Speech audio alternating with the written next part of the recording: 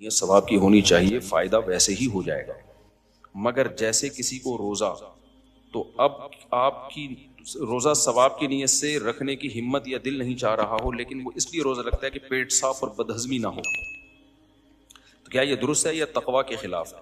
اس طرح بعض دفعہ خالص اللہ کی رضا کے لیے فرائض یا نوافل میں دل نہیں لگتا، مگر جنت کی لالچ میں، تو جنت کی لالچ میں تو کرنا اخلاص ہی ہے بھائی. تو اچھی طرح رہنمائی فرمائیں.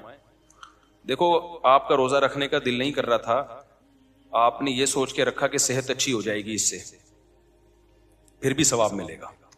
حالانکہ آپ کی نیت صحت کی ہے، روزے کی نہیں ہے، لیکن کم ملے گا ثواب. آپ کہہ سکتے ہو یہ تو اللہ کے لیے رکھ ہی نہیں رہا میں.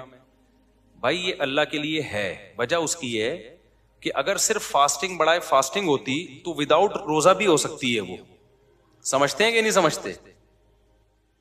آپ رات کو 12 گھنٹے فاسٹنگ کر لو، کیا خیال ہے؟ دن میں 12 گھنٹے کی کیا ضرورت ہے؟ پھر صبح سحری کا 1 گھونٹ پانی پینے کی کیا ضرورت ہے؟ پھر افطاری میں کھجور کھانے کی؟ کیونکہ جب آپ روزہ رکھو گے نا تو ان تمام لوازمات کے ساتھ رکھو گے. صبح سحری میں آپ کو اٹھنا پڑے گا، نہیں بھی اٹھے چلو رات کو کھانا کھا کے نیت کر کے سو گئے تو افطاری تو ہوگی نا.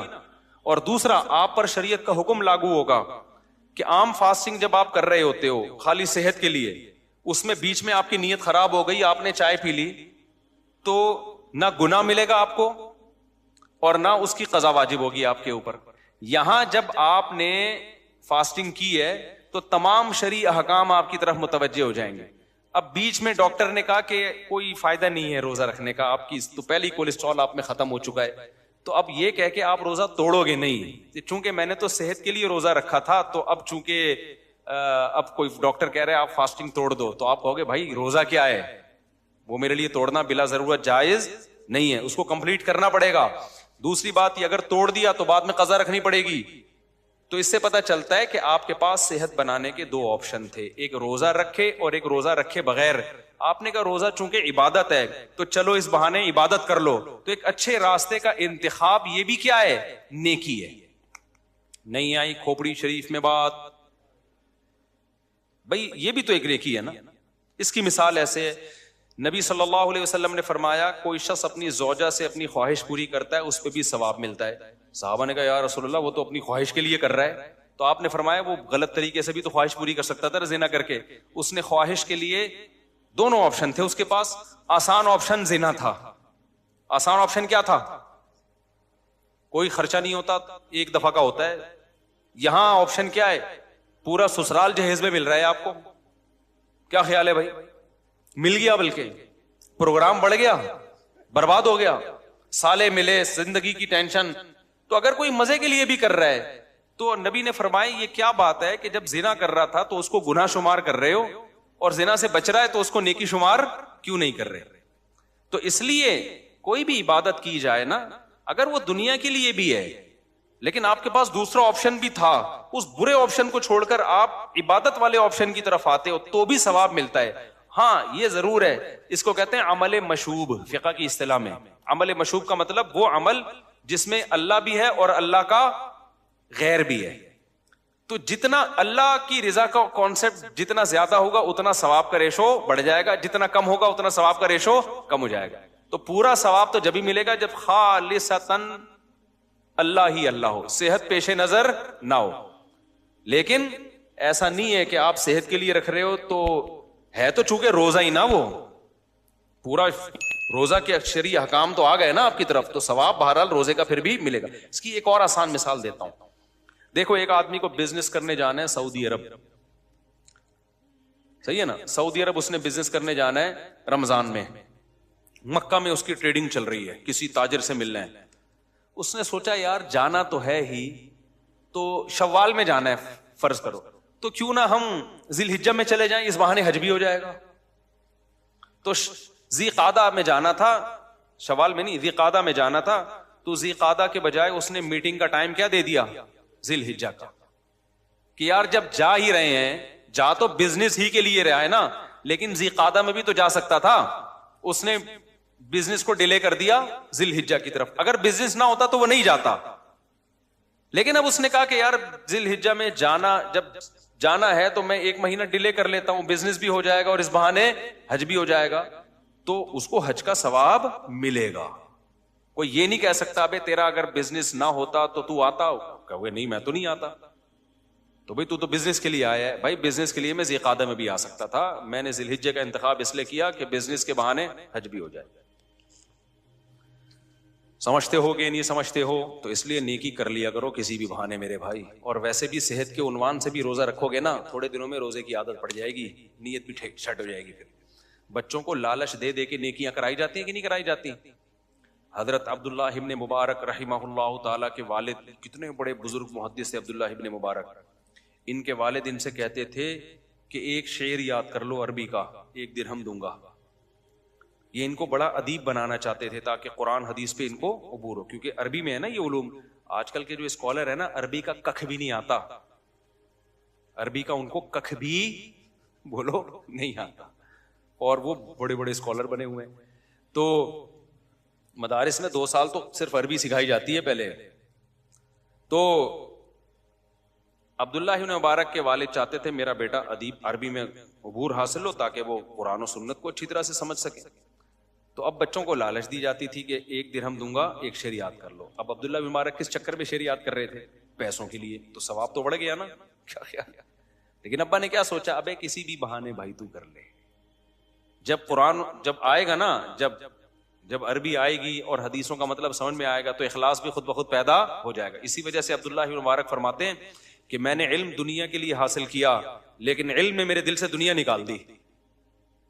نہیں یہی بات، جب حاصل ہوا تو مجھے لگا کہ یہ دنیا دل لگانے کی جگہ نہیں. کہہ رہے نیت تو شروع میں ابا پیسے دے کے شعر یاد کرواتے تھے نا، تو وہ تو اس چکر میں شعر یاد کرتے تھے کہ پیسے ملیں گے، چیز کھائیں گے بازار سے لے کے، کوئی بھی اس زمانے میں کوئی بھی گول گپے یا کوئی بھی چیز ہوتی ہوگی اس زمانے کا، گولا گنڈا جو بھی اس زمانے میں ہوتا ہوگا. یہ نہیں ہوتا تھا تبھی تو اتنے بڑے بن گئے، اگر گولے گنڈے کھاتے تو کہاں بنتے ہو.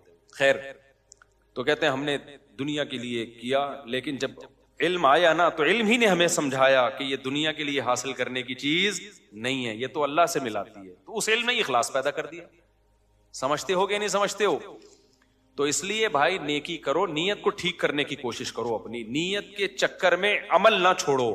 آج کل جو صوفی بنتے ہیں نا، وہ کیا کرتے ہیں، پہلے نیک عمل نہیں ہو رہا ہوتا ان سے، پھر جب نیک عمل کرتے ہیں شیطان آ کے وسوسے ڈالتا ہے، ابے تو اس چکر میں یہ کام کر رہا ہے، ابے تو تہجد اس لیے پڑھ رہا ہے کہ تیرا وہاں رشتہ نہیں ہو رہا، اس چکر میں تو دعائیں مانگ رہے تھے. ابے بھائی کسی بھی چکر میں، چرس پینے سے پہلے کچھ سوچتے ہو کہ کس چکر میں پی رہا ہوں؟ لگایا سٹا اور عادت خراب.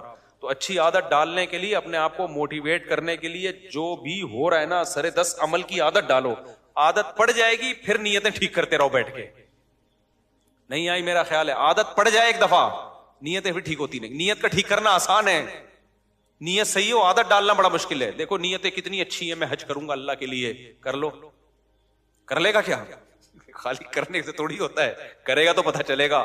پہلے مرے گا، بعد میں جنت میں جائے گا. جنت میں جانے کی سب کی نیت ہوتی ہے. ایک مولوی صاحب بار بار دعا مانگتے تھے، اللہ مجھے شہادت دے دے. کسی نے کہا مولوی صاحب تو کبھی میدان جہاد میں تو جاتے ہوئے دیکھا نہیں، کوئی حلوے میں بم رکھ کے تھوڑی دے گا آپ کو.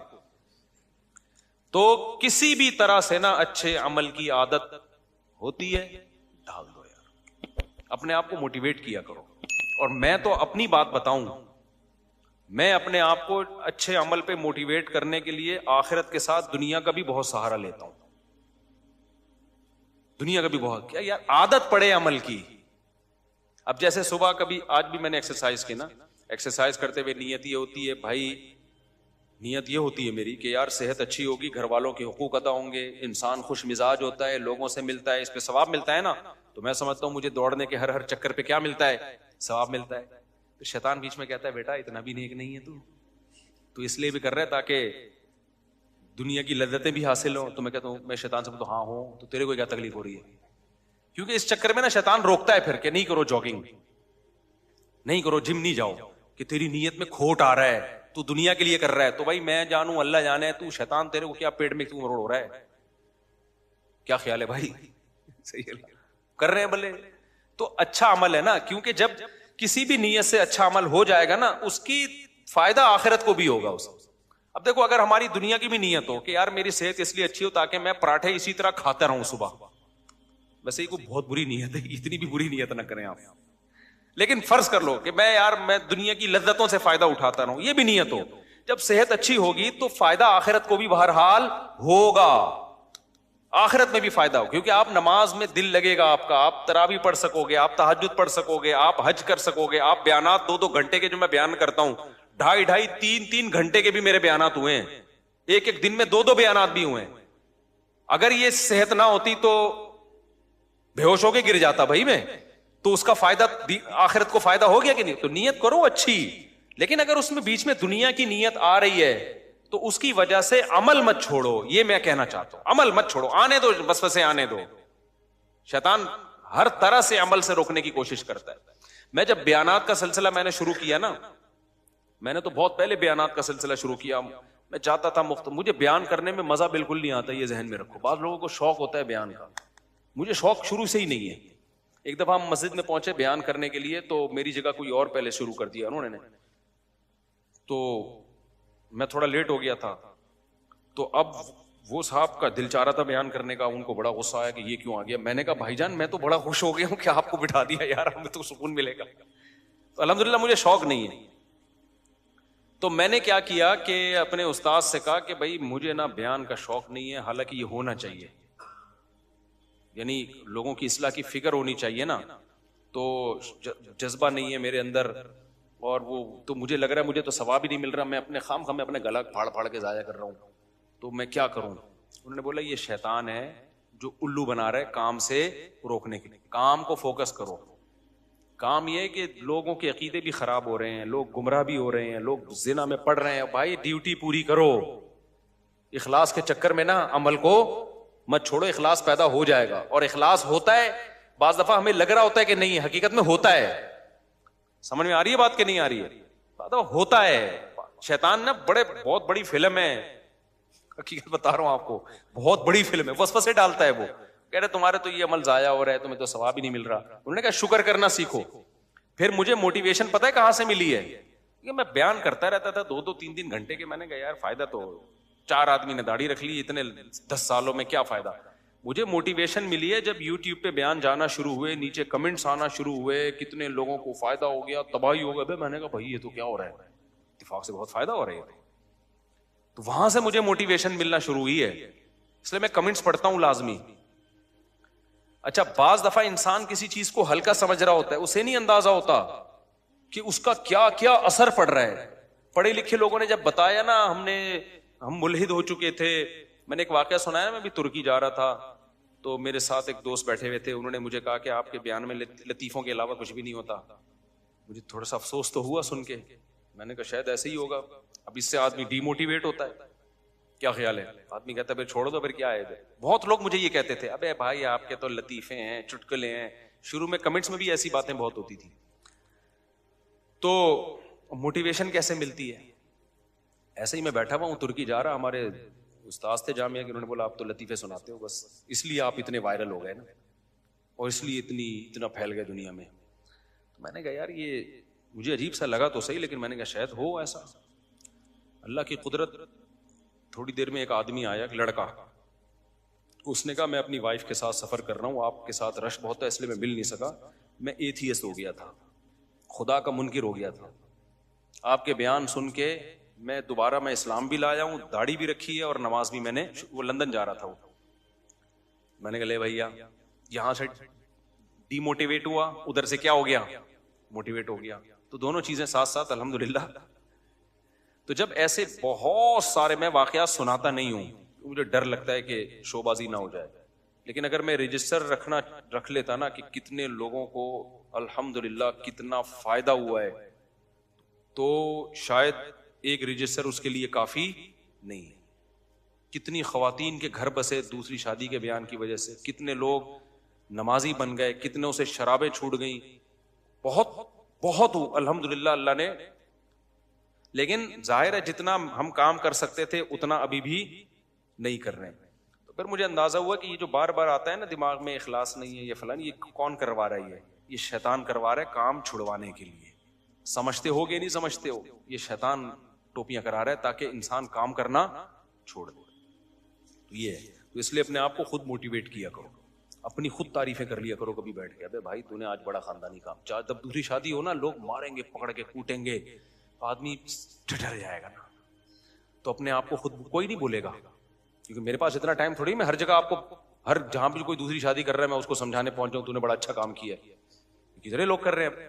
تو آپ خود اپنے آپ کو سمجھایا کرو کہ دیکھ تو نے زندگی میں پہلی دفعہ خاندانی کام کیا. مجھے بھی جب میں نے دوسری کی نا تو اتنی لتاڑ سنی تھی کہ مجھے لگا کہ شاید میں غلط 2 نمبر آدمی ہوں. مجھے محسوس ہونے لگا تھا یہ حالانکہ میں تو اس پہ مناظرے ہوتے تھے. اتنا لوگوں نے ڈی موٹیویٹ کیا. پھر میں اکیلے میں بیٹھ کے سوچتا تھا یار میں نے شاید زندگی میں ایسا تو نہیں میں نے پہلی دفعہ کوئی بہت ہی ڈھنگ کا کام کیا ہے. اس طرح میں اپنے آپ کو سمجھا کے نا, ورنہ میں مر جاتا ہارٹ اٹیک سے. اتنا غم ہو رہا تھا مجھے دوسری شادی, سمجھ میں نہیں آ رہا تھا خوشی ہو رہی ہے کہ غم ہونا چاہیے اس موقع پہ. کبھی سوچتا تھا میری شادی ہوئی ہے تو لڈو اور موبائل دیکھتا تھا میسجز کے ادھر ادھر ہر آدمی کا منہ لٹکا ہوا, تو پتہ نہیں عجیب کنفیوژن والی حساب کتاب. اور ایسے ہی لوگ دوسری کر کے آ رہے ہوتے ہیں میرے پاس. ابھی ایک مولوی صاحب آئے اتنے غمزدہ پھوٹ پھوٹ کے رونے والی کیفیت ہو رہی تھی ان کی. کہہ رہے میں نے بیوہ سے شادی کی ہے, پتہ نہیں کیا کر لیا میں نے, اتنی لتاڑ رہے ہیں لوگ. تو مجھے بڑا ترس آیا, بڑی مشکل سے میں نے آنسو رو کے اس کے چہرہ دیکھ کے نا میں نے کہا مجھے لگ رہا تھا میں نے اس کو کہا نا مبارک ہو تو یہ اٹھا کے تھپڑ نہ لگا دیں. تھپڑ نہ لگا. ایک نے تو دوسری کی نا اتنی ٹینشن میں آیا, میں نے کہا مزید کا ارادہ, کہہ رہے بھاڑ میں جائیں 4 شادیاں, یہ اس کے الفاظ تھے. کہنے بھاڑ میں گئیں 4 شادیاں. تو ایسے موقع پہ آپ اپنے آپ کو خود کیا کرتے ہیں, موٹیویٹ. دیکھو غلط نہیں ہے اس میں, غلط کیا ہے. بہرحال یہ بڑی لمبی کہانی ہے, کبھی آپ کر کے آئیں تو پھر میں انشاءاللہ آپ کو تھپکی دوں گا. تو میں نے اس مولوی صاحب سے کہا, میں نے کہا یار, کہہ رہے مجھے لگ رہا ہے میں کوئی گناہگار ہوں, میں نے غلط کیا ہے. حالانکہ بیوہ سے اس کے یتیم بچے بھی پال رہا ہے یار ایک آدمی. کہہ رہے مجھے لگ رہا ہے میں غلط کیا. واقعی اس کو لگ رہا تھا, اس کے چہرے سے لگ رہا تھا یہ شرمندہ ہے. تو میں نے ان سے کہا, میں نے کہا اللہ کی قسم شاید زندگی میں آپ نے اگر کوئی نیکی کی ہے نا تو پہلی دفعہ یہ ایک نیکی کا کام کیا ہے. میں نے کہا اس پہ گھبرانا بالکل بھی آپ نے نہیں ہے, ایک ہی کام کیا ہے آپ نے اور اسی پہ آپ کو شرمندگی ہو رہی ہے. میں نے کہا نماز تو سارے مولوی پڑھتے ہیں یار داڑھی والے, آپ نے بھی ٹوپی پہن کے کون سا, میں پگڑی پہنتا ہوں, آپ خالی ٹوپی پہنتے ہو, میں کیا پہنتا ہوں, پگڑی. اس کام تو بہت سے لوگ کر رہے ہیں دنیا میں. یہ کام خاندانی کیا, ایک عورت کو برائی سے بچا لیا, اس کو شیلٹر دے دیا, پہلی دفعہ خاندانی کام کیا ہے. تو کہہ رہے ہیں کہ پھر جو اتنے غم. میں نے کہا یار گریبان کھولو اور بائک یا گاڑی اگر چلاتے ہو نا اس کو پیچھے لکھو موسٹ وانٹیڈ. میں نے کہا اس کو انجوائے کرو, انجوائے. میں نے کہا دیکھو جو محلے کے بدماش ہوتے ہیں نا, یہ جو بڑے بڑے ڈکیت نہیں ہوتے, جب یہ جیلوں میں جاتے ہیں ان کی آپس میں ملاقاتیں ہوتی ہیں, یہ سارے جرم کر کے ان کو پھانسیوں کی سزائیں ہوتی ہیں. یہ ایک دوسرے سے پوچھتے ہیں تو نے کیا کیا وغیرہ. میں نے 10 بندے مارے گا, جا تو نے کیا کیا, 11 12 15 100 یہ ایسے تاؤ دے رہے ہوتے, تو نے کیا ہے, تو بتا اسمگلنگ میں کیا بیچتا تھا. وہ چرس آتا ہے 2 ٹکے کا اسمگلر. ہم آئس بیچتے تھے, ہم جو ہے نا ہیروئن کی اسمگلنگ کرتے ہیں. تو یہ برائی پہ اتنا فخر کرتے ہیں. تو آپ نے زندگی میں ایک ڈھنگ کا کام کیا, آپ موسٹ وانٹیڈ لکھو اپنی بائک کے پیچھے. بول رہے جس نے جو اکھاڑنا ہے اکھاڑ لے, ایسی کی تیسی. اتنا خوش ہو کے گیا نا وہ بندہ, خوش ہو گیا. مجھے لگا یہ مرنے سے کم از کم بچ جائے گا, لیکن اگلے دن پھر وہی کیفیت ہو جاتی ہے دوبارہ. یہ تجربہ ہے میرا. تھوڑی دیر کے لیے ایک ملتا ہے سکون, رکھتا ہے ایسی کی تیسی, پھر اگلے دن پھر وہی ٹھس. تو اپنے آپ کو خود موٹیویٹ کیا. جب رمضان گزرتا ہے, آخری بات کر کے بس میں ختم کرتا ہوں, یہ پھر سوالات اتوار کو دیں. رمضان جب ہوتا ہے نا, رمضان آپ کہو گے مولوی صاحب کیسی باتیں کر رہے ہیں, ہم تو ان سے یہ توقع نہیں رکھتے تھے, لیکن بھائی ہم تو کمزور لوگ ہیں. رمضان کے جب 29 یا 30 روزے گزرتے ہیں, سب لوگ ہی روزے رکھتے ہیں, میں کوئی اکیلا تو نہیں ہوں نا روزے رکھنے والا. تراویحیں سبھی پڑھتے ہیں, ہم کوئی اکیلے تو نہیں ہیں. قرآن رمضان میں سبھی ختم کرتے ہیں, ہم کوئی اکیلے تو نہیں ہیں. لیکن خدا کی قسم میں بہت خوش ہوتا ہوں جب رمضان گزرتا ہے نا. میں اللہ سے کہتا ہوں اللہ یہ تو سارے بہت نیک لوگ ہیں, ان کا رمضان روزے رکھ لیے, یہ تو ہوں گے بہت نیک. میں تو بڑا کمزور ہوں, میرے میں تو ہمت نہیں ہے کہ عام دنوں میں 30 روزے کنٹینیو رکھ لوں. رکھے جاتے ہیں نفلی روزہ, آدمی سوچتا ہے پھر سوچتا ہے چلو کل رکھیں گے, چلو پرسوں رکھیں گے. رکھ لیتا ہے تو 1 رکھ لے گا, 2 رکھ لے گا, بہت زیادہ 10 رکھ لے گا. اے اللہ میں تو بڑا نالائق ہوں, میں نے تو بڑا تیر مارا ہے 30 روزے رکھے.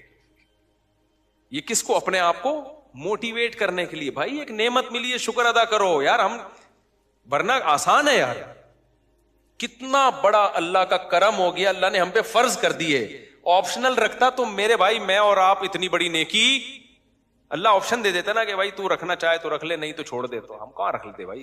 اللہ نے کہا فرض ہے تمہیں رکھنے پڑیں گے. اتنا بڑا احسان ہو گیا اللہ کا ہم پہ کہ ہم سے 30 روزے لگاتار اس نے رکھوا لی, اور تراویح پڑھوا لی اس نے ہم سے, قرآن ختم کروا لیا ہم سے.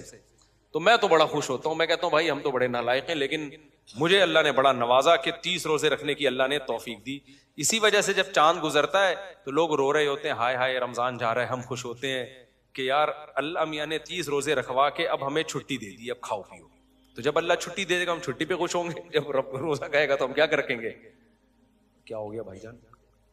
بھائی عید کی خوشی ہے تو جو اللہ کہہ رہا ہے وہ کرو. اللہ کہہ رہا ہے عید کو خوشی مناؤ, تو پھر کیا ہے, پھر خوشی ہے. اور خوشی کس بات کی ہے کہ اللہ نے تمہیں 30 روزے رکھنے کی توفیق دی, جو فرض تھا وہ ادا ہو گیا. اب وہ فرض تم نے ذمہ داری پوری کر لی. مزدور کو میں نے دیکھا ہے جب صبح سے لے کے شام تک دہاڑی کرتا ہے نا, اس کو پتا ہے میری ڈیوٹی پوری ہو گئی, اب مجھے دہاڑی ملے گی. غمزدہ ہوتا ہے یا خوش ہوتا ہے؟ لوگ سعودی عرب سے چھٹی پہ آ رہے ہوتے ہیں, یار سیلری لے کے, تنخواہ لے کے, پوری ڈیوٹی ہم نے, کمپنی کا جو کانٹریکٹ تھا کمپلیٹ ہو گیا, جتنے لاکھ ملنے تھے مل گئے, اب کیا ہے چھٹی. تو خوشی خوشی آتے ہیں, بھاڑے مار مار کے رو رہے ہوتے ہیں. تو ایسے ہی رمضان میں اللہ نے کہا ہے کہ بھائی پورے سال میں کھلاتا پلاتا ہوں, اب ایک مہینہ میرے لیے بھوکا پیاسا رہنا ہے. تو اللہ ہمیں رکھوا لیتا ہے, ہم تو بھائی اس پہ کیا ہوتے ہیں, خوش ہوتے ہیں. اور ہم اللہ سے کہتے ہیں اللہ ٹھیک ہے ہماری زندگی خطاؤں سے بھری ہوئی ہے, جہاں ان خطاؤں پہ ہمیں افسوس ہوتا ہے تو جو نیکی کے کام ہوتے ہیں ان پہ خوشی بھی تو ہونی چاہیے کہ نہیں ہونی چاہیے. اب عجیب بات ہے, گناہوں پہ غم تو ہو رہا ہے, نیکیوں پہ خوشی نہیں ہو رہی, تو یہ آدھا کام ہو رہا ہے, آدھا یہ خطرناک ہے, اس سے مایوسی پیدا ہوگی. تو جہاں نیکی سے خوشی, گناہوں پہ غم ہونا ضروری ہے, وہاں نیکی پہ خوشی ہونا بھی ضروری ہے. یہ ایمان کی علامت ہے. اگر نیکی پہ خوشی نہیں ہو رہی, صرف گناہوں پہ غم ہے, اس سے مایوسی آئے گی. اس سے جو تھوڑی بہت نیکیاں کر رہے ہو وہ بھی مارکیٹ سے کیا ہو جائیں گی, شارٹ. اور یہ بھی غلط ہے کہ نیکی پہ خوشی ہو گناہ پہ غم نہ ہو, یہ بھی غلط ہے. بعض لوگوں کو نیکی پہ خوشی ہوتی ہے, گناہ پہ غم نہیں ہوتا, یہ بھی غلط ہے. گناہ کر کے غم ہو اور نیکی کر کے راحت ملے, خوشی ملے, تو اس سے انسان کو فائدہ ہوتا ہے. اللہ بھی چاہتے ہیں کہ تم نیکی کر کے خوش ہوا کرو اور گناہ کر کے غم زدہ ہوا کرو. تو بچوں کو بھی, جب بعض ماں باپ کیا کرتے ہیں, بچوں کے ساتھ بڑی زیادتی کرتے ہیں, ان کے غلط کاموں پہ ٹوکتے تو رہتے ہیں, اچھے کام پہ تعریف نہیں کرتے کبھی. بہت خطرناک ہے, آپ بچے کو باغی بنا رہے ہو. دیکھا ہے میں نے, بعض باپوں کو دیکھا ہے, ماؤں کو دیکھا ہے, وہ کیا کر رہی ہوتی ہے, بچہ جب الٹا کر کے آ گیا ایک تھپڑ لگایا, وہ بےچارے پورا گھوم جاتے ہیں چکر میں نا. تو اماؤں کے تھپیڑے زیادہ آج کل خطرناک چل رہے ہیں باپوں سے. تو باپ بھی اسی تھپیڑے کے ڈر سے تو چپ بیٹھا ہوا ہوتا ہے, پورے گھوم جاتے ہیں بچے. لیکن یہ جی ماں ہے تو کچھ بھی کر لے, ایسا نہیں ہے بھائی. ماں ہے تو یہ تھوڑی کہ جو مرضی کرتی رہے بچے کے ساتھ. تو اس کی برائیوں پہ اس کو ڈانٹا جا رہا ہوتا ہے, اچھائیوں پہ اس کو اپریشیٹ نہیں کیا جا رہا ہوتا. تو یہ غلط ہے بھائی. نبی صلی اللہ علیہ وسلم سے ہمیں دونوں چیزیں ملتی ہیں. اور یہ جو ہے نا کہ کسی کے منہ پہ تعریف نہیں کرنی چاہیے, یہ وہ والی تعریف ہے جو مکھن لگانے کے لیے ہو یا جس سے سامنے والے کے بگڑنے کا اندیشہ ہو. موٹیویشن کے لیے تعریف کرنا یہ پیغمبر صلی اللہ علیہ وسلم سے ثابت ہے. نبی نے ایک صحابی سے فرمایا, ان فیک خصلتین, تمہارے اندر 2 خوبیاں ایسی ہیں, یحبہم اللہ ورسولہ, جو اللہ کو بھی بہت پسند اور اللہ کے رسول کو بھی بہت پسند. ان صحابی میں 2 بڑی خوبیاں تھیں. تو لوگ تھوڑی ان کی تعریف کرتے تھے, نہ ان کو اپنی ان خوبیوں کے بارے میں خود پتا ہوگا, لیکن نبی نے فرمایا تمہارے اندر 2 کوالٹی بڑی زبردست. وہ کیا فرمایا, الحلم والاناہ, ایک جلد بازی نہیں ہے, اور ایک کیا ہے, بردباری, جلدی غصہ نہیں آتا تمہیں. کچھ لوگ ایسے ہوتے ہیں نا, بہت جلدی غصہ نہیں آتا ان کو, بہت دیر سے آتا ہے, بردباری ہوتی. اور جلد بازی میں فیصلے نہیں کرتے, جب بھی فیصلہ کریں گے ایک دم ایکسائٹڈ جذباتی نہیں ہو جاتے, تمام پہلوؤں پہ غور کر کے پورا اینالائز کر کے پھر ایک نتیجہ قائم کرتے ہیں. یہ بڑی کوالٹی ہے. تو نبی نے دیکھا ان صحابی میں یہ 2 کوالٹیاں, آپ نے فرمایا یہ بڑی خاندانی کوالٹی ہیں. صحیح ہے نا, اللہ کو اور رسول کو کیا مطلب اس پہ قائم رہنا. کوئی حوصلہ افزائی کرنے والا نہیں ہوتا تو انسان اپنی خوبیوں کو بھی خامیاں سمجھنا شروع کر دیتا ہے. سمجھتا نہیں ہے بات کو, جب نہیں پڑے گا رات کو تو نہیں سمجھے گا بات کو. اور آج کل توے پہ بیٹھے ہوئے لوگ آپ کو بہت ملیں گے. ان صحابی میں برداشت تھا, تو اب بہت سے لوگ برداشت نہیں, ہر وقت ایسے توے پہ بیٹھے ہوئے, ذرا سا چھیڑ دو تو ایک دم بھڑک جاتے ہیں نا, کچھ بول دو ان کے سیاسی لیڈر کو ایک لفظ تو بول کے دیکھو آپ. ابھی سنا ہے کوئی قتل وتل بھی ہو گیا اس چکر میں کے پی کے میں. ایک سیاسی جماعت کے لیڈر نے دوسری سیاسی جماعت کے لیڈر کی برائی کی, اس نے اڑا کے بندہ ہی مار دیا. تو یہ چل رہا ہے مارکیٹ میں, کیونکہ تحمل, برداشت, بدباری کیا ہے, ختم چل رہی ہے. تو کسی میں کوئی خوبی ہو نا تو وہ بھی بتا دینی چاہیے, خامی ہو تو اعتدال سے وہ بھی بتانا ضروری ہے, ورنہ اپنی خوبیاں سن سن کے انسان چوڑے میں آ جاتا ہے. خامی ہو تو وہ بھی اعتدال کے ساتھ. میری خامی, میں آسٹریلیا میں تھا تو ایک, میں جا رہا ہوں تھوڑا سا ولاگ شلاگ بنا, ایک خاتون آئی پردے میں تھی, انہوں نے کہا آپ سے مجھے 2 منٹ کی بات کرنی. ان کے ہسبینڈ بھی ساتھ میں تھے. میں نے کہا ساتھیوں کو کہا آپ تھوڑا آگے, کہہ رہی پرسنلی بات, سائڈ پہ ہو گیا. کہتی ہیں آپ کے اندر 2 برائیاں بہت بری ہیں مفتی صاحب. میں نے کہا جی. ایک آپ ممبر پہ ہنساتے ہیں, یہ بالکل بھی مناسب نہیں, اور ایک اس طرح کے لطیفے سناتے ہیں آپ مجھے, کیونکہ میں تو 22 دن سے تعریفیں ہی سن رہا تھا. مفتی صاحب آئیے, سیلفی, آپ کا بیان سن کے میں مسلمان ہو گیا, آپ کا بیان سن کے میں نے داڑھی رکھ لی. تو جب وہ کہا نا تو میں نے کہا اچھا میں کوشش کروں گا انشاءاللہ. انسان کا بچہ, ان کو تو نہیں کہا کہ انسان کا بچہ, میں دل میں کہا کہ انسان. لیکن خدا کی قسم مجھے اچھا اس لیے لگا کہ یار کوئی تو ہو جو, کیونکہ وہ مجھے ان کی رائے سے اتفاق نہیں ہے. بھائی میرا تو نیچرل انداز ہے بیان کرنے کا, میں یہ لطیفے نہیں چھوڑ سکتا, میرا نیچرل, کوئی تکلف کر کے تھوڑی میں کوئی کر رہا ہوں. بھائی میرا یہ فطرت تھوڑی چینج ہوتی ہے انسان کی. لیکن مجھے یہ لگا کہ یار اگر سب تعریفیں کرتے رہے نا, کوئی آپ کے منہ پہ آپ کی برائی نہ کرے, آپ تو ویسے ہی تباہ ہو جاتے ہو. کوئی تو ہو نا جس نے مجھے ٹوک دیا, تو مجھے تھوڑا سا اندر فیلنگ بھی ہوئی, تھوڑا سا دھواں بھی محسوس ہوا مجھے, ٹھیک ہے نا. اس سے انسان کم از کم مجھ میں اپنی برائی سننے کی برداشت تو پیدا ہوگی نا. اس خاتون کی رائے سے میں اگر متفق نہیں بھی ہوں تو کم از کم کوئی اور جب کرے گا تو اس کو سنوں گا تو صحیح نا. آج بڑا مسئلہ یہ ہے کہ آپ کسی کے کو کہہ ہی نہیں سکتے کہ آپ کے اندر یہ غلطی ہے, تو وہ ایک دم ایسا جذباتی ہو جائے گا, منہ سے جھاگ نکلنا شروع ہو جائے گا. بھائی تجھ میں اور فرعون میں کوئی فرق بولو نہیں ہے. اتنا کیوں غصہ آ رہا ہے؟ یہ غصہ اس کی علامت ہے کہ آپ نے اپنے بارے میں فرض کر لیا کہ میرے اندر کوئی خرابی ہو ہی نہیں سکتی. یہ فرض کرنا ہی غلط ہے. ہمارے ایک جاننے والے نا بات تو اٹھ پٹ بہت غصہ ہوتے تھے, وہ مولوی صاحب, اور کسی سلسلے کے بزرگ بھی تھے. وہ پتہ نہیں ہر وقت توے پہ بیٹھے رہتے تھے, وہ جوان آدمی تھے. تو میرے پاس بہت, یہ مجھے کسی نے بتایا ان کے بارے میں, میں نے کہا یار یہ کیوں اتنا غصے میں؟ انہوں نے کہا اصل میں یہ برے آدمی نہیں ہے, ان کو اپنے بارے میں یہ وہم ہو گیا کہ میں بہت نیک ہوں. آئی بات سمجھ میں؟ ان کو اپنے بارے میں وہم ہو گیا کہ میں کیا ہوں, بہت نیک ہوں. تو اب ظاہر ہے جس کو اپنے بارے میں وہم ہو گیا کہ میں بہت نیک ہوں, وہ جب اپنے خلاف سنے گا تو غصہ آنا کیا ہے, نیچرل ہے. تو اپنے بارے میں وہم ہوتا کیوں ہے؟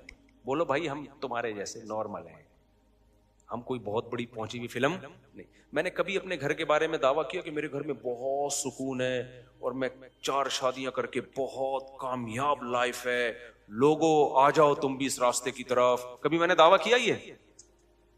کیونکہ میں نے دیکھا ہے 2-3 شادیوں والے نا بتا رہے ہوتے ہیں ابے مفتی صاحب ہم نے تو ایسا رکھا ہے ماشاءاللہ, بہنوں کی طرح رہتی ہیں, ہمارے گھر میں کوئی جھگڑا نہیں ہوتا, اور یہ ہوتا ہے اور وہ ہوتا ہے فلانا. میں نے کہا بھائی آپ کیا, آپ مریخ سے آئے ہوئے ہوں گے, ہم تو بھائی نارمل عام انسانوں کی طرح کے کیا ہیں, بولو انسان.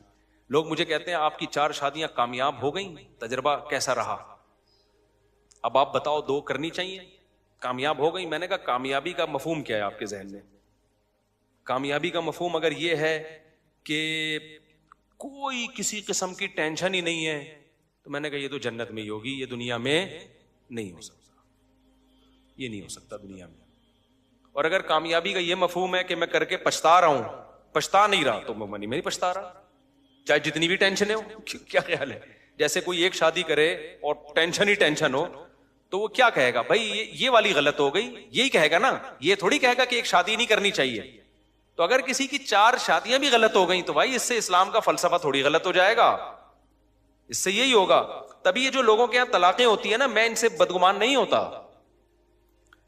ابھی وہ شعیب ملک اور ثانیہ مرزا میں بھی طلاق ہوئی ہے نا, تو مجھے بہت لوگوں نے کہا کلپ بناؤ, آسٹریلیا میں تھا. میں نے کہا کیا کلپ بنائے, نارمل ہے بھائی, کبھی میاں بیوی میں بنتی ہے کبھی نہیں بنتی, تو جب بنتی ہے تو اکٹھے رہتے ہیں, نہیں بنتی تو طلاق ہو جاتی ہے. کون سا اتنا بڑا طوفان ہو گیا یار, اس کو اتنا میڈیا پہ اچھالا کیوں جا رہا ہے؟ نہیں ہے میرا خیال ہے بات سمجھ. اس کو ایسا ایمان کفر کا مسئلہ انڈیا پاکستان کی جنگ گویا ہو گئی ہے. ہم ثانیہ مرزا کے ساتھ ہیں, دوسرا کہہ رہے ہم شعیب ملک کے ساتھ ہیں. مجھ سے پوچھا, میں نے کہا میں دونوں کے ساتھ ہوں. کیا خیال ہے بھائی نہیں ہوئی تو اب اس میں نہ شعیب ملک کا میں سمجھتا ہوں قصور ہے, نہ ثانیہ مرزا کا قصور. تو جب پتا چلے گا جب دونوں کے گھنٹوں پوری تقریر سن کے فیصلہ کرے گا غلطی کس کی تھی. نارملی کیا ہے, بعض دفعہ دونوں کی غلطی نہیں ہوتی, پھر بھی نہیں بنتی دونوں میں کیا ہے.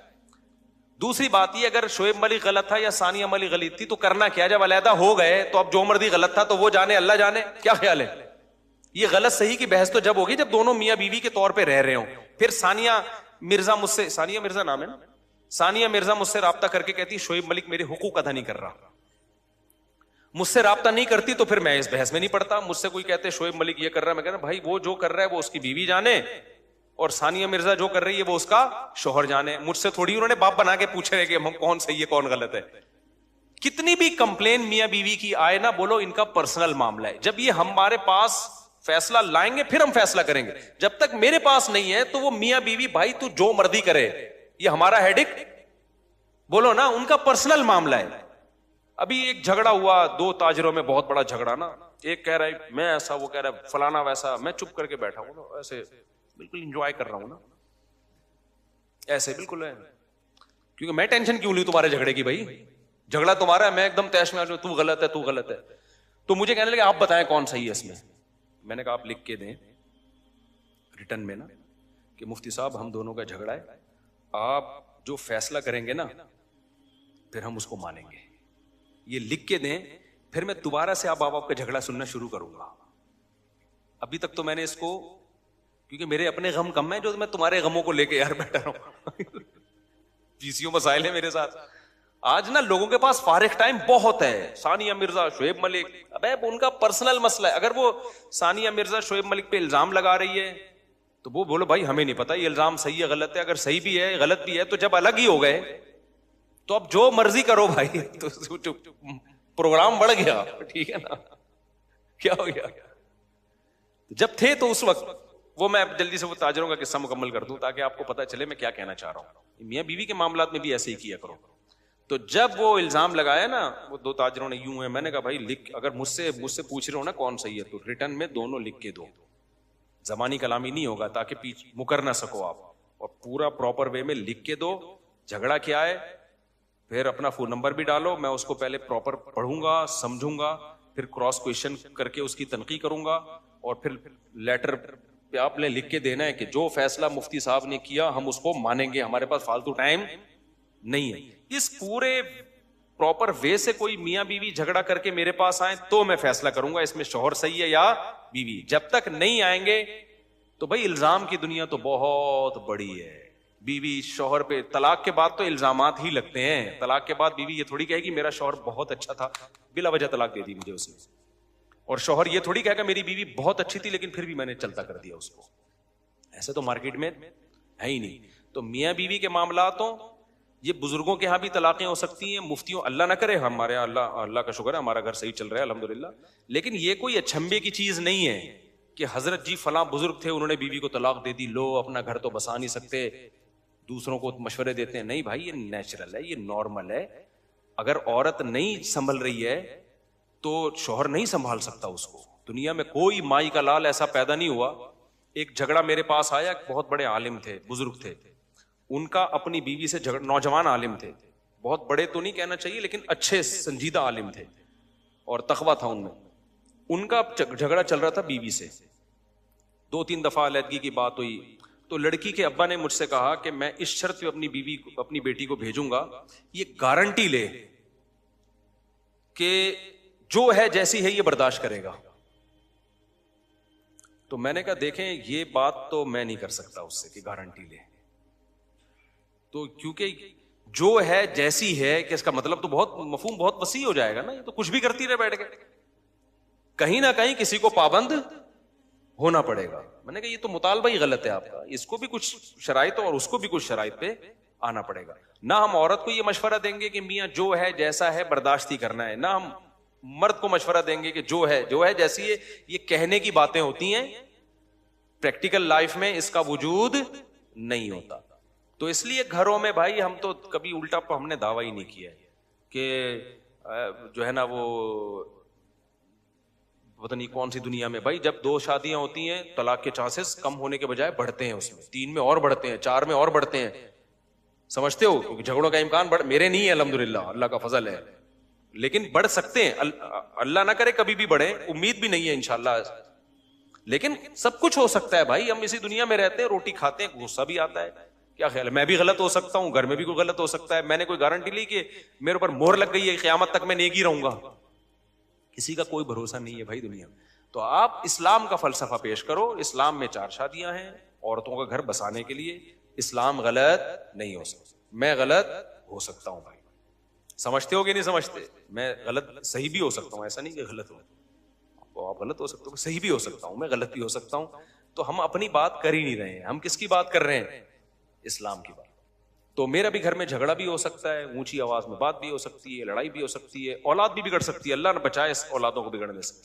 کل اللہ نہ کرے کوئی بچہ بگڑ گیا، لوگ کہیں گے دیکھو 16 بچے تھے، یہ ہوتا ہے 1 بگڑ گیا، 2 بگڑ گئے. اللہ نہ کرے بگڑے بھائی، یہ نیچرل ہے نا. بچوں کا آپ تربیت کی فکر کرتے ہیں، 100% تربیت کی گارنٹی کوئی بھی نہیں لے سکتا. وہ 1 میں بھی بگڑنے کا چانس ہے، 2 میں بھی چانس ہے. تو یہ سب چیزیں نیچرل ہیں. تو انسان کے بچے بن کے زندگی گزارو.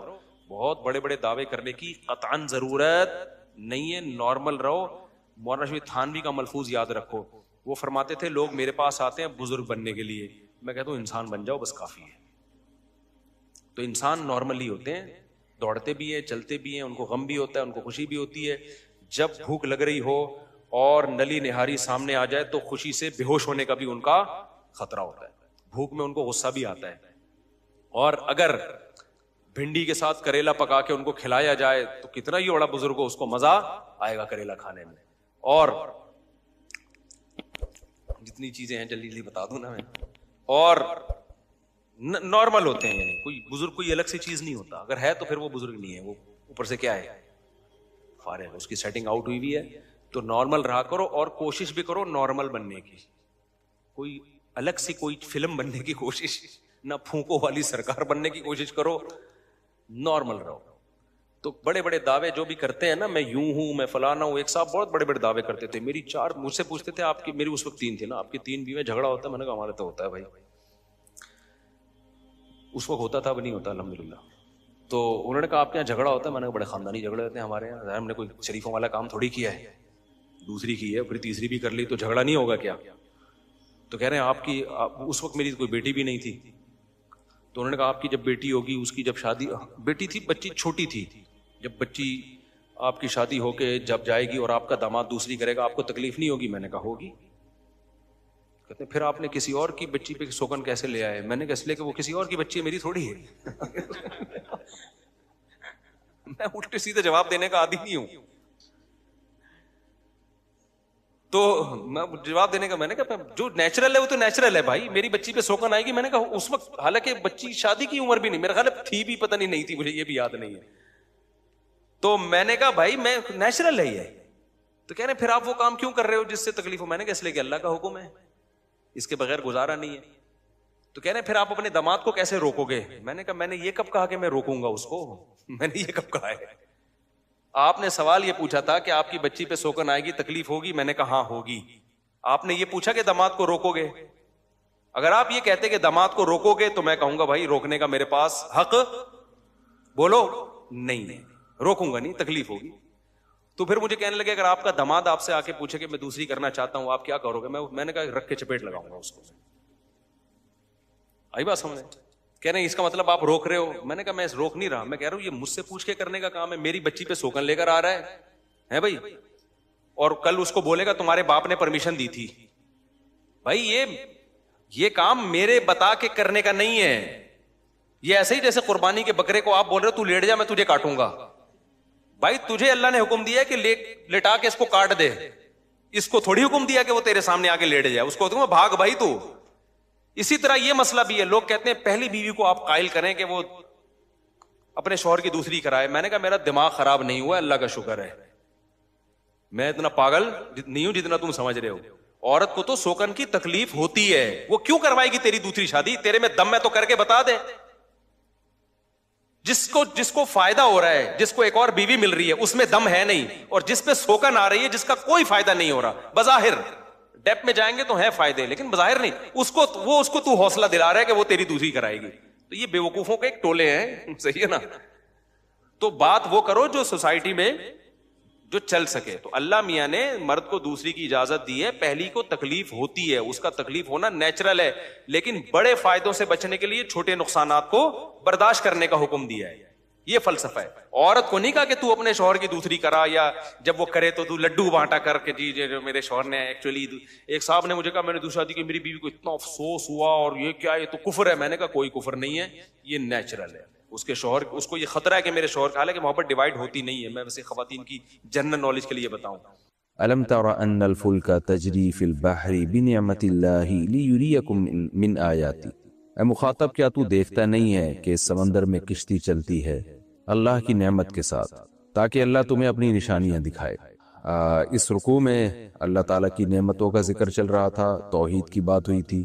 تو انہی باتوں کو اللہ تعالیٰ نے، یعنی وہی باتیں جو پہلے ہو رہی تھی کہ اللہ نے تمہارے لیے زمین کو مسخر کیا، آسمان کو مسخر کیا، رات کو دن میں، دن کو رات میں داخل کر دیتا ہے، اور یہ درخت قلم بن جائیں اور سمندر میں 7 سمندر مزید ملا دیے جائیں، اللہ کی تعریفیں لکھنے پہ بیٹھ جائیں تو وہ تعریفیں ختم نہیں ہوں گی، قلم گھس کے ختم ہو جائیں گے اور سیاہی خشک ہو جائے گی سمندروں کی.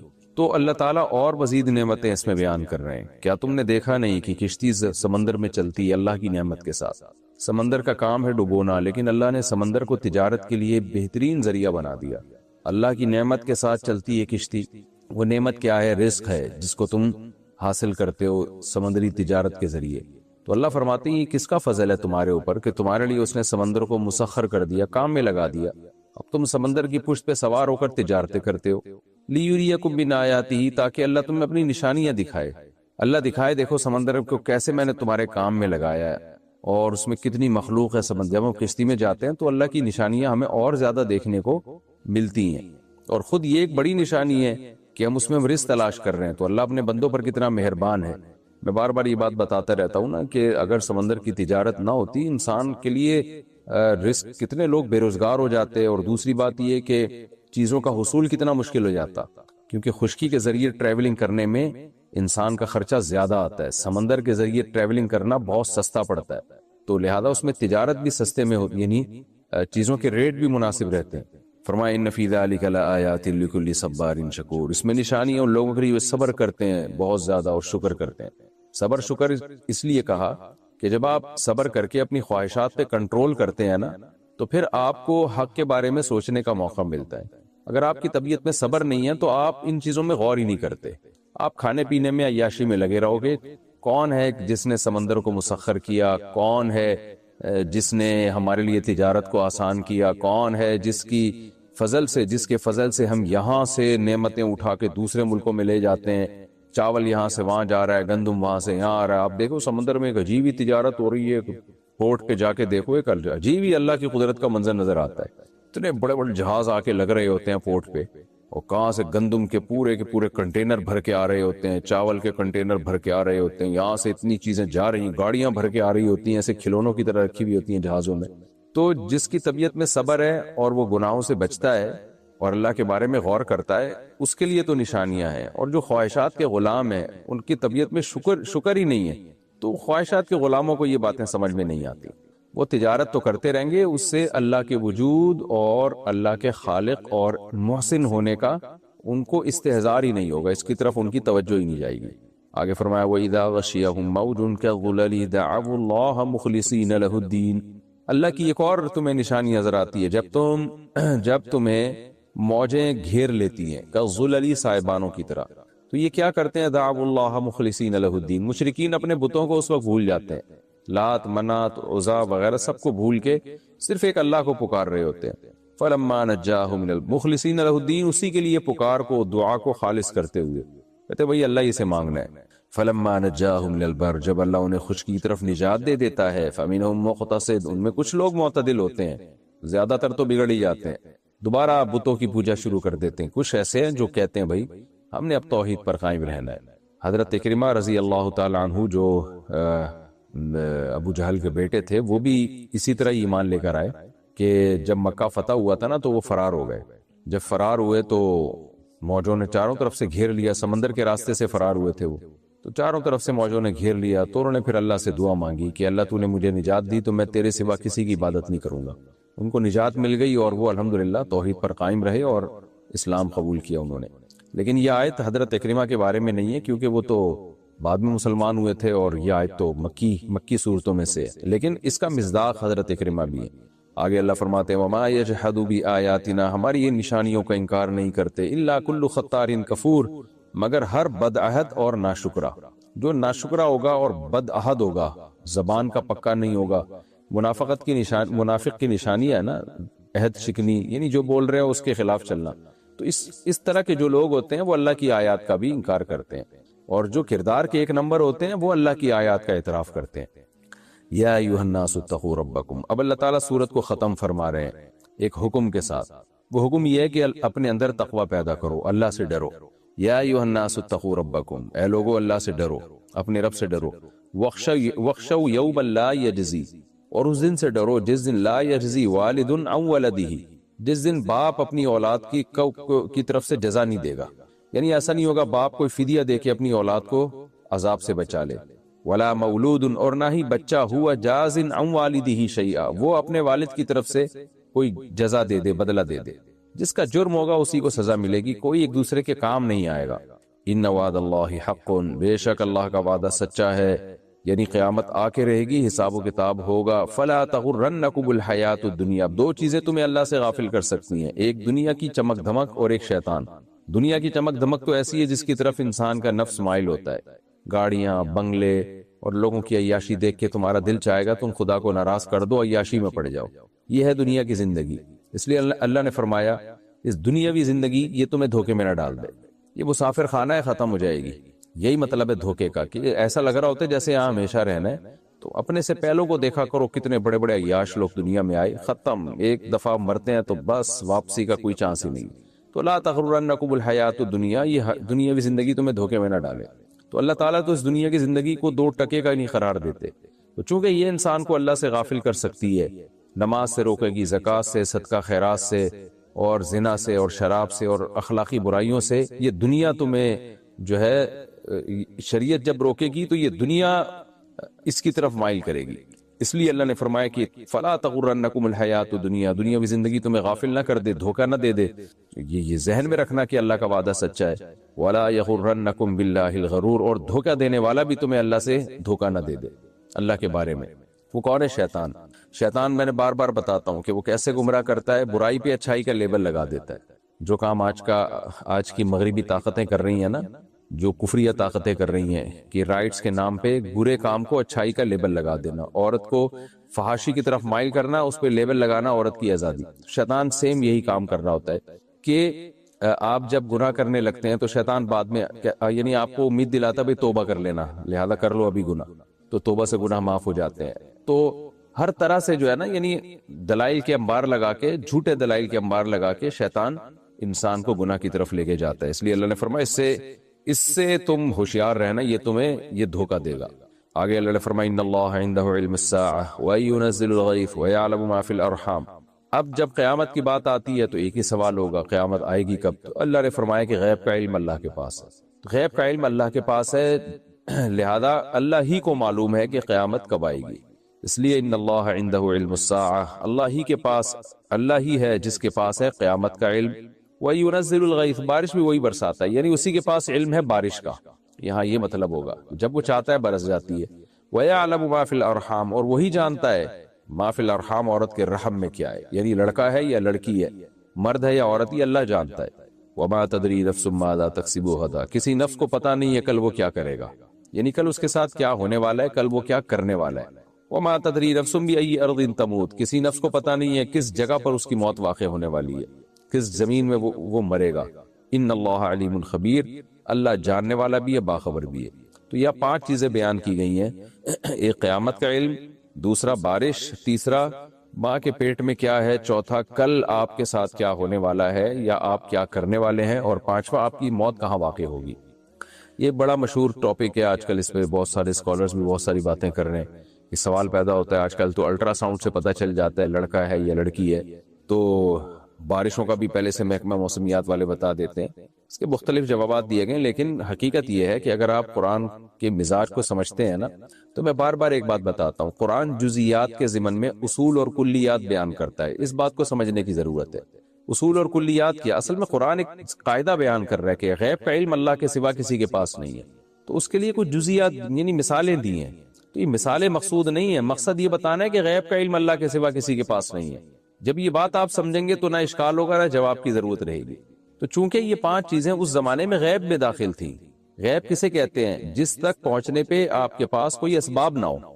مثال کے طور پر اس دیوار کے پیچھے کیا ہے میں نہیں بتا سکتا، وجہ اس کی ہے کہ میری آنکھ جو ہے وہ دیوار کے پیچھے نہیں دیکھ سکتی، انسانی آنکھ میں یہ طاقت ہی نہیں ہے۔ لیکن اگر کوئی میں کیا کروں، یہاں سے کیمرہ لے جاؤں اور پیچھے دیکھ لوں اور کیمرہ لگا کے میں یہاں کوئی اس پہ اسکرین پہ آ جائے تو میں بتا دوں گا، تو یہ غیب نہیں کہلائے گا، اس لیے کہ آپ نے اسباب اختیار کر کے بتا دیا ہے نا۔ کیمرہ لگا کے تو سب بتا سکتے ہیں، تو یہ خوب سمجھ لیں کہ 5 چیزیں یہ غیب سے ان کا تعلق تھا، کیونکہ ان پر اطلاع کے اسباب دریافت ہی نہیں ہوئے تھے۔ محکمہ موسمیات تو عاد کیے جاتا ہے نا، پہلے تو نہیں تھا محکمہ موسمیات، اور الٹرا ساؤنڈ کے ذریعے بچے کا انداز پتہ لگانا کہ لڑکا ہے لڑکی ہے، تو الٹرا ساؤنڈ مشینیں اب ایجاد ہوئی ہیں۔ تو قرآن نے 5 وہ مثالیں دی ہیں جو اس زمانے میں سمجھی جاتی تھیں کہ یہ غیب سے ان کا تعلق ہے، تو اللہ نے فرمایا کہ بتاؤ ان 5 باتوں کا علم اللہ کے سوا کسی کو ہے؟ ظاہر ہے نہیں ہے، عرب بھی کہتے تھے نہیں ہے، تو اس کا مطلب غیب اللہ ہی جانتا ہے۔ تو یہ مطلب نہیں ہے کہ 5 باتیں ہیں، اگر آپ کوئی جو ہے اسباب کوئی مشینیں ایجاد کر لیں تو جو ہے اس کے بعد بھی آپ کو علم نہیں ہو سکتا، ایسا نہیں ہے۔ جب مشین ایجاد ہو جائے گی، ریس کے ذریعے آپ معلوم کر لیں گے تو وہ تو آپ نے دیکھ لیا نا۔ اس کی میں ایک آسان مثال دیتا ہوں، جیسے جب یہ آیت نازل ہوئی، اللہ نے بتایا کہ ماں کے پیٹ میں کیا ہے، لڑکا یا لڑکی، کوئی نہیں بتا سکتا، تو اگر کوئی مشرک اٹھتا اس وقت کسی حاملہ عورت کے پیٹ کو چاک کر کے بتا دیتا کہ دیکھو میں دیکھ کے بتا رہا ہوں اس میں تو لڑکا ہے، تو ہم کیا کہتے بھائی تو دیکھ کے بتا رہا ہے نا، باہر بیٹھے بیٹھے بتا، تو بغیر دیکھے بتا کہ کیا ہے اندر، تو دیکھ لیا جب تو پھر غیب نہیں رہا۔ تو دیکھنا آنکھوں سے بھی ہوتا ہے، الٹرا ساؤنڈ کے ذریعے بھی ہوتا ہے، تو اس لیے اسباب کے ذریعے اگر ان میں سے کسی چیز پر آپ مطلع ہو گئے ہیں تو وہ اس آیت میں داخل نہیں ہے، وہ تو آپ نے دیکھ لیا۔ محکمہ موسمیات ایک جو ہے ایک علم کی بیس پر انہوں نے، سائنس نے اتنی ترقی کی ہے کہ آپ کو ہواؤں کا رخ دے کے بتا دیا جاتا ہے کہ بارش کل ہوگی یا نہیں ہوگی۔ بعض ملکوں میں یہ 100% درست پیش گوئیاں ہوتی ہیں، بعض جگہ 100% درست نہیں ہوتی، 95% چانس ہوتا ہے، بعض جگہ 50% چانس ہوتا ہے صحیح ہونے کا، لیکن بہرحال 100% بھی اگر بتا دیا جائے تو وہ اس آیت کے مخالف نہیں ہے۔